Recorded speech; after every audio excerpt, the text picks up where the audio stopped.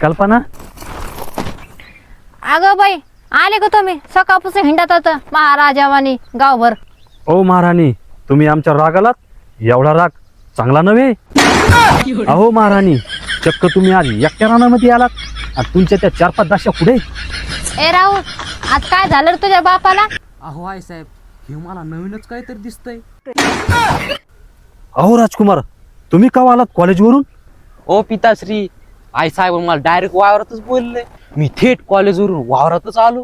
राजकुमारजी, तुम्ही इथून पहिले उठा आणि सरळ घरी जाऊन ग्रहपाठ करा. ओ महाराज, तुमचे नाटक बंद करा ते आणि सरळ खुरप घ्या हातात आणि खुरपीत बसा. ए तू कुठं चालला रे? अहो आई साहेब, पिताश्रीचा आदेश आहे, आम्हाला इथून उठार लागन.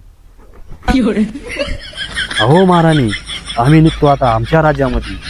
एक सवारी करतो, मग फेरफटका मारतो, मग कोणाचं काय ते दुःख ते बघतो, मग परत वापस येतो. ठीक आहे मग महाराज, तुम्ही तुमच्या रानाला फेरफटका मारा, मग आम्ही बी तुमचं जेवण बंद करतो. एवढं खुरपून घेऊ आणि संध्याकाळी साहेबांना नाही का आपला पुरणपोळी स्वयंपाक करा आणि मस्त काय झाला रे. हा लवकर लवकर खुरपा. आता कसं जमलं खुरपा आता.